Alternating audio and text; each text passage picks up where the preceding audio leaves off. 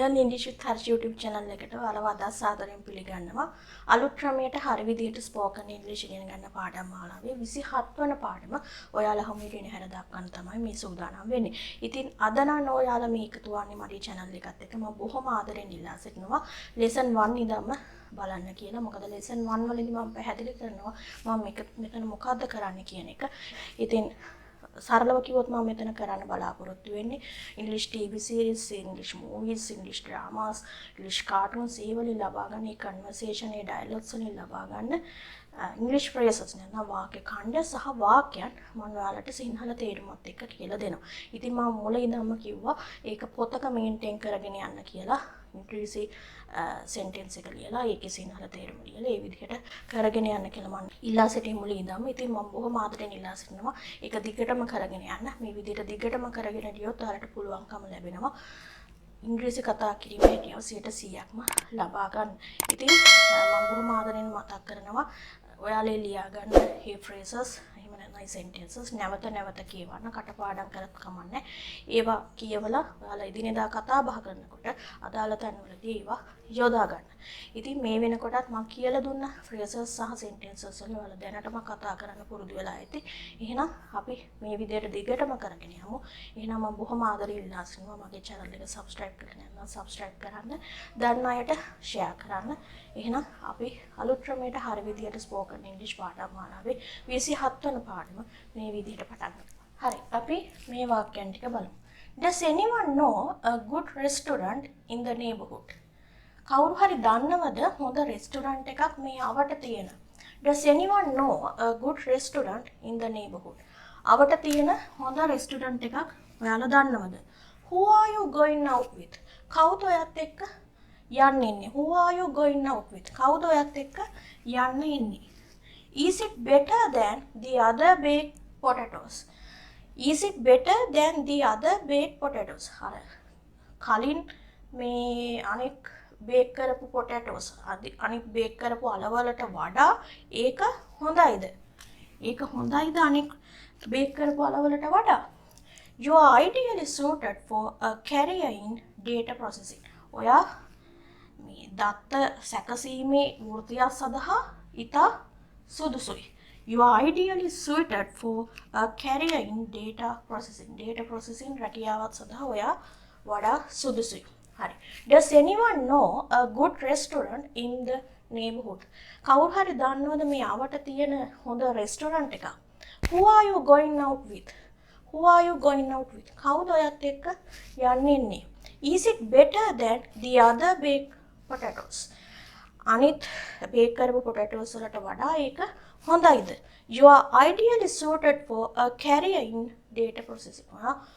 මේ data process කරන දත්ත සැකසීමේ වෘත්තියක් සඳහා ඔබ වඩා සුදුසුයි.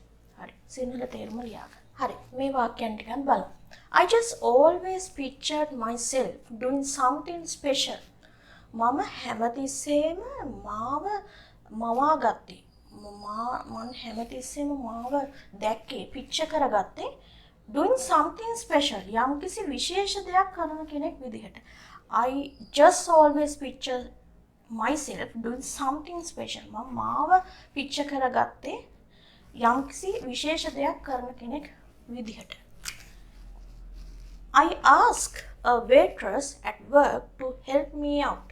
මම වැඩ කරන තැන waitress කෙනෙක්ගෙන් සේවිකාවකගෙන් ඇහුවා මට උදව් කරන්න කියලා. This night has to go just perfect. මේ රාත්‍රිය perfect නියමටම යන්න ඕන. This night has to go just perfect. We are not having this conversation. අපි මේ සංවාදය කරන්නේ නැහැ. අපි මේ සාකච්ඡාව කරන්නේ නැහැ.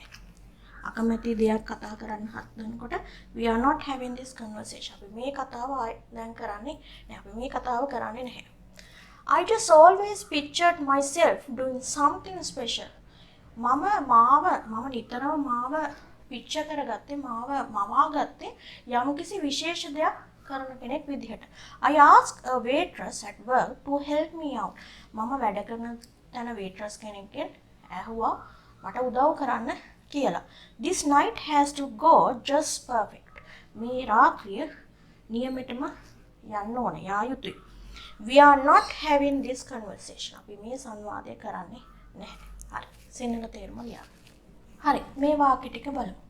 You want to see her again, right? You want to see her again. ඔයාට නැවත එයා බලන්න ඕන. හරිද? You want to see her again, right? ඔයාට නැවත එයා බලන්න ඕන. හරිද? I just don't want you staring at me when I am doing this. මට ඕන නැහැ මම මේක කරනකොට ඔයා මන් දිහා බලාගෙන ඉන්න මට ඕන නැහැ. I just don't want you to staring at me. මට ඕන නැහැ ඔයා මන් දිහා බලාගෙන ඉන්න when I am doing this. මම මේක කරනකොට මට ඕන නැහැ ඔයා මන් දිහා බලාගෙන ඉන්න. Last time I do that, I promise. අන්තිම වතාවට මම ඒක කරනවා. මම පොරොන්දු වෙනවා. අන්තිම වතාවට මම ඒක කරන I promise. මම පොරොන්දු වෙනවා. Last time I do that, I promise. When you ran out on your wedding, I was there for you. When you ran out on your wedding, ඔයාගේ wedding එක දවසේ පැනලා එනකොට I was there for you. මම හිටියා ඔයා වෙනුවෙන්. මම හිටියේ ඔයා වෙනුවෙන්. I was there for you. You want to see her again, right? ඔයාට නැවත එයා බලන්න ඕන. හරිද? I just don't want to staring at me when I am doing this. මට ඕන නෑ ඔයා මන් දිහා බලන්න when I am doing this. මම මේක කරනකොට. Last time I do that, I promise. අන්තිම වතාවට මම මේක කරනවා. මම පොරොන්දු වෙනවා. When you ran out on your wedding, I was there for you.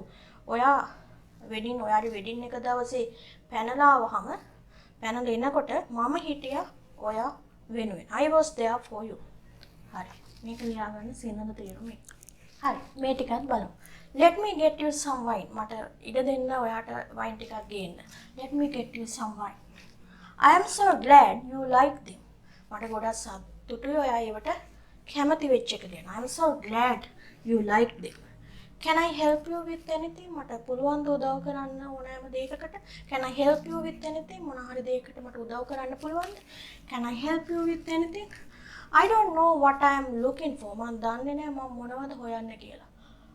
I don't know what I am looking for. මම හොයන්නේ මොනවද කියලා මම දන්නේ. I don't know what I am looking for. You can't have any. ඔයාට තව කන්න බෑ. You can't have any.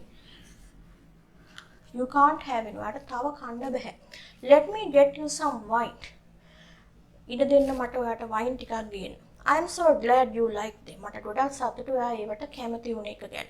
Can I help you with anything? මට මොන හරි දෙයකට උදව් කරන්න පුළුවන්ද? I don't know what I am looking for. මම දන්නේ මම මොකද්ද හොයන්නේ කියලා. You can't have any. ඔයාට තව කන්න බෑ. You can't have any. හරි. මේක ලියාගන්න සිංහල තේරුමත් එක්ක. හරි. අද දවසට අවසන් වාක්‍ය ටික අපි බලමු. You don't want to work for a guy like that. ඔයා ඒ වගේ කොල්ලෙක් එක්ක වැඩ කරන්න ඕන නැහැ. You don't want to work for a guy like that. ඔයා ඒ වගේ කොල්ලෙක් එක්ක වැඩ කරන්න ඕන නැහැ. How come you are working here? How come you are working here?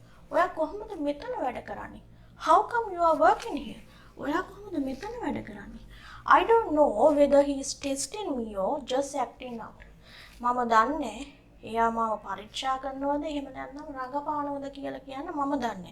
I don't know whether he is testing me or just acting out. මම දන්නේ එයා මාව පරීක්ෂා කරනවද එහෙම නැත්නම් රඟපානවද කියන්න මම දන්නේ. Let's not do that anymore. අපි තවදුරටත් එහෙම නොකරමු. Let's not do that anymore. You don't want to work for a guy like that. ඔයා ඒ වගේ කොල්ලෙක් එක්ක වැඩ කරන්න ඕනේ. How come you are working here? ඔයා කොහොමද මෙතන වැඩ කරන්නේ? ඔයා කොහොමද මෙතන වැඩ කරන්නේ? I don't know whether he is testing me or just acting out. මම දන්නේ නැහැ ඔහු මාව පරීක්ෂා කරනවද එහෙම නැත්නම් රඟපානවද කියන්න මම දන්නේ නැහැ. Let's not do that anymore. අපි තවදුරටත් එහෙම නොකරමු. හරි. සිංහල තේරුම එක්ක ලියාගන්න. හරි. අලුත් ක්‍රමයට හරි විදියට ස්පෝකන් ඉංග්‍රීසි ඉගෙන ගන්න පාඩම් මාලාවේ 27 වන පාඩම මම මේ විදිහට අවසන් කරනවා. මොනවා හරි ගැටලුවක් තියෙනවා නම් කමෙන්ට් එකක් විදියට ඉදිරිපත් කරන්න පුළුවන්. එහෙම නැත්නම් මගේ Learn English with Harshi Facebook page එක තියෙනවා. ඒ page එක follow කරලා ඒකට මොනවා හරි message එකක් තියෙනවා නම් දාන්න පුළුවන්. ඉතින් දන්න අයට share කරන්න. දිගටම මාත් එක්ක මේ විදියට රැඳී සිටින්න කියලා බොහොම ආදරෙන් ඉල්ලා සිටිනවා. ඉතින් subscribe කරලා නැත්නම් subscribe කරන්න. දන්න අයට මේ වීඩියෝ share කරන්න. එහෙනම් නැවත අලුත් වීඩියෝ එකකින් හමු වෙනතුරු ඔයාලට සුබ දවසක් ප්‍රාර්ථනා කරනවා.